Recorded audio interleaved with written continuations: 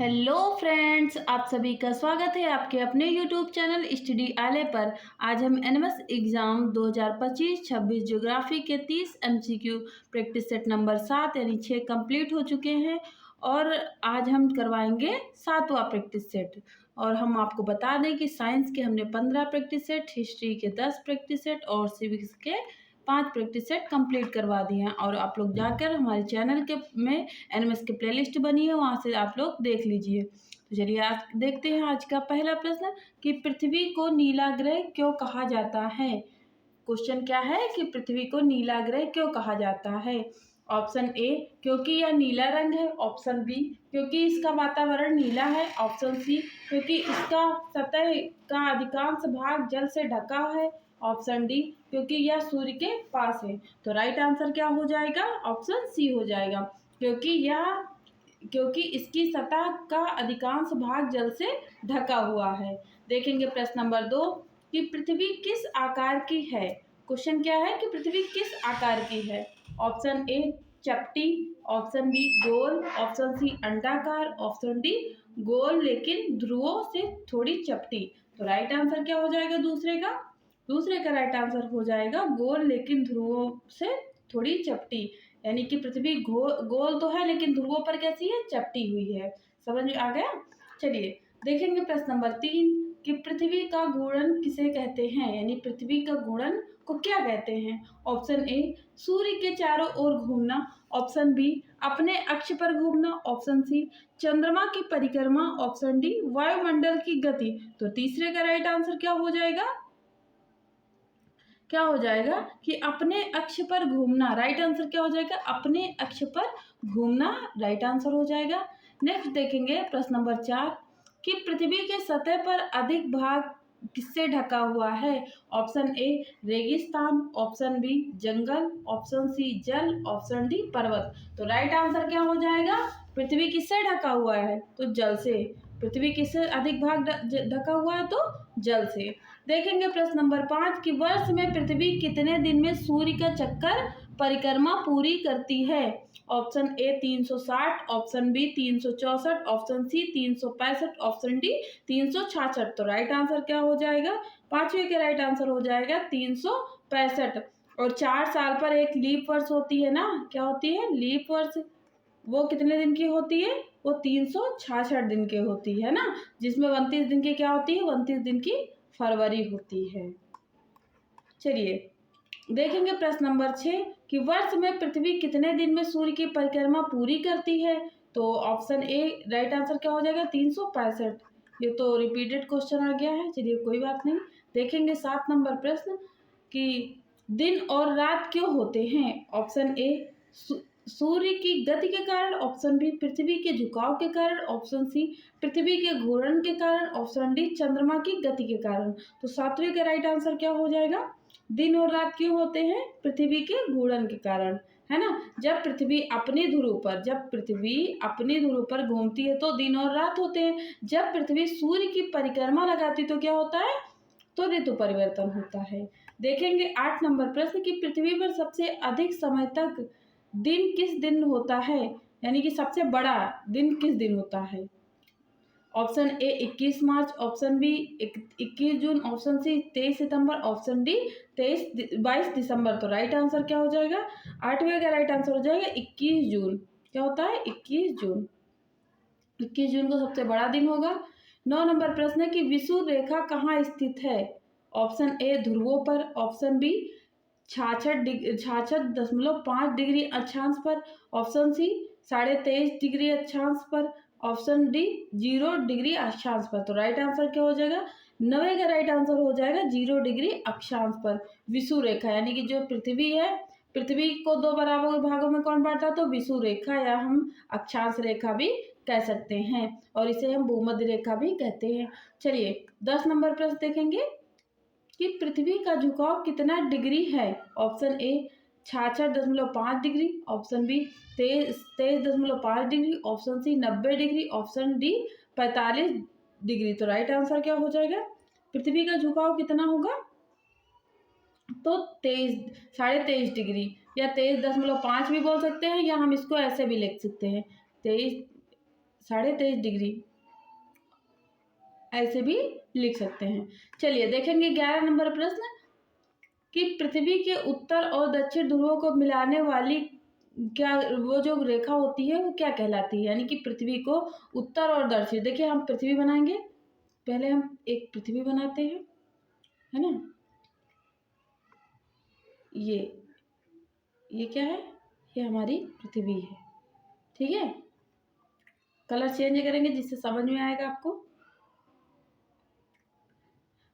अब यहाँ क्वेश्चन क्या है, पृथ्वी के उत्तर और दक्षिण ध्रुवों को मिलाने वाली काल्पनिक रेखा क्या कहलाएगी, विषुव रेखा, देशांतर, अक्षांश या ध्रुवीय।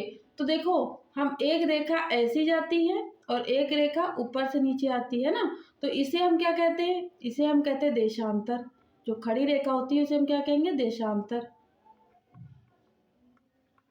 देशांतर हो जाएगा। और जो पड़ी रेखा हो जाएगी इसे हम क्या कहेंगे, अक्षांश। क्या कहेंगे, अक्षांश कहेंगे, अक्षांश हो गया, ठीक। तो अब इसमें पूछा क्या गया है कि पृथ्वी को उत्तर और दक्षिण को मिलाने वाली काल्पनिक रेखा।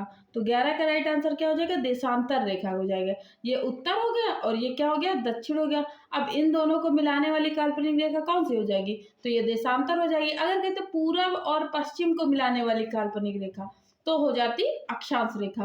तो राइट आंसर क्या हो जाएगा, ऑप्शन बी हो जाएगा। देखेंगे प्रश्न नंबर 12 कि लंबवत सूर्य विषुव रेखा पर कब चमकता है, यानी कब होता है या कब चमकता है। अगर चमकने को भी आएगा तो एक ही आंसर जाएगा, ठीक है। तो लंबवत सूर्य विषुव रेखा पर कब होता है, ऑप्शन ए 21 मार्च और 23 सितंबर, ऑप्शन बी 21 जून और 22 दिसंबर, ऑप्शन सी 1 जनवरी और 31 दिसंबर, ऑप्शन डी उपयुक्त में से कोई नहीं। तो राइट आंसर क्या हो जाएगा, राइट आंसर हो जाएगा ए, यानी 21 मार्च और 23 सितंबर।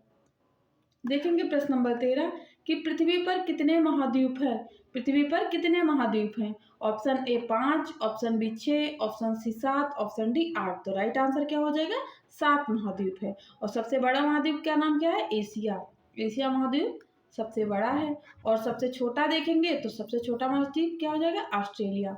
क्या है, ऑस्ट्रेलिया हो जाएगा, है ना। चलिए देखेंगे 14 नंबर प्रश्न कि सबसे बड़ा महासागर कौन सा है, ऑप्शन ए हिंद महासागर, ऑप्शन बी अटलांटिक महासागर, ऑप्शन सी प्रशांत महासागर, ऑप्शन डी आर्कटिक महासागर। तो 14 का राइट आंसर क्या हो जाएगा, प्रशांत महासागर, सी राइट आंसर हो जाएगा।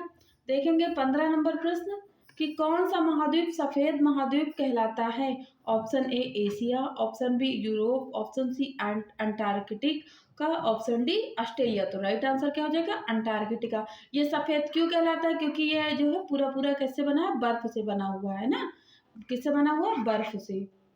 चलिए देखेंगे 16 नंबर प्रश्न कि मानचित्र में नीला रंग किसे दर्शाता है, ऑप्शन ए पहाड़, ऑप्शन बी नदियां और समुद्र, ऑप्शन सी मैदान, ऑप्शन डी रेगिस्तान। तो राइट आंसर क्या हो जाएगा, नदियां और समुद्र को हम मैप में नीले रंग से दर्शाया गया है और पहाड़ को भूरे रंग से, पहाड़ को भूरे रंग से, ठीक है।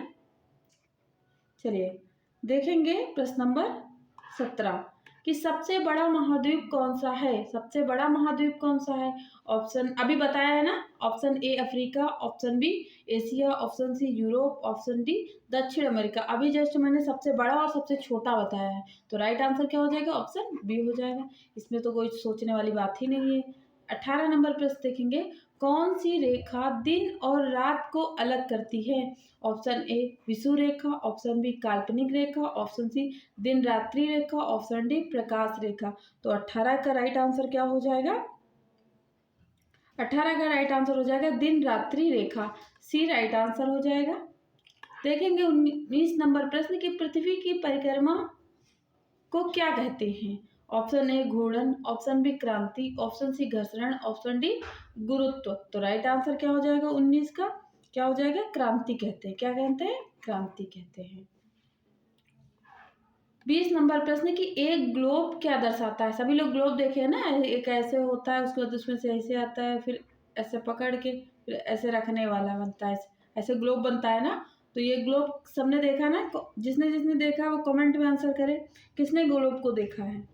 तो एक ग्लोब क्या दर्शाता है, किसी शहर का नक्शा, ऑप्शन बी पूरी पृथ्वी का प्रतिरूप, ऑप्शन सी पहाड़ों की ऊंचाइयां, ऑप्शन डी जलवायु। तो राइट आंसर क्या हो जाएगा? पूरी पृथ्वी का प्रतिरूप दिखाता है, मतलब ग्लोब हमको दिखाता है कि पृथ्वी ऐसी ही है। चलिए 21 नंबर प्रश्न देखेंगे कि भारत किस महाद्वीप पर स्थित है? Option A Africa, option B Asia, option C Europe, option D Australia. तो राइट आंसर क्या हो जाएगा? भारत किस महाद्वीप पर है? तो भारत एशिया महाद्वीप पर है और एशिया सबसे बड़ा महाद्वीप है। 22 नंबर पे प्रश्न है कि देशांतर रेखाओं की कुल संख्या कितनी है? Option A 90, option B 180, option C 360, option D option D क्या हो जाएगा? 45। तो 22 का राइट आंसर क्या हो जाएगा? 360। देशांतर रेखाओं की कुल संख्या कितनी हो जाएगी? 360 हो जाएगी। 23 नंबर प्रश्न हो जाएगा कि ग्रीनविच रेखा कितने डिग्री पर है?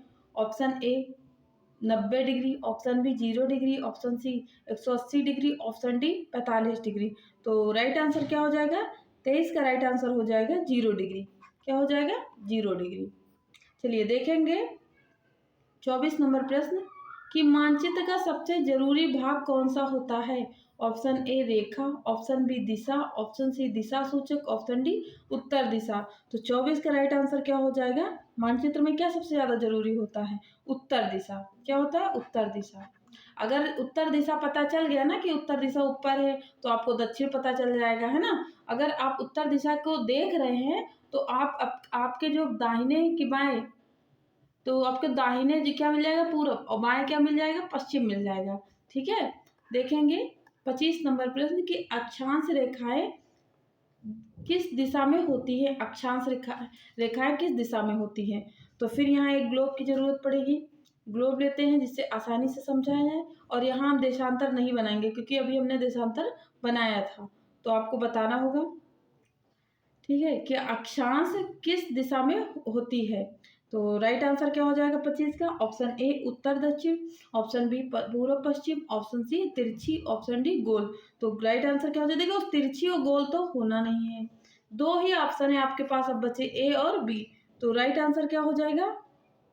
बी हो जाएगा, पूर्वी पश्चिमी। क्या हो जाएगा? पूर्वी पश्चिमी।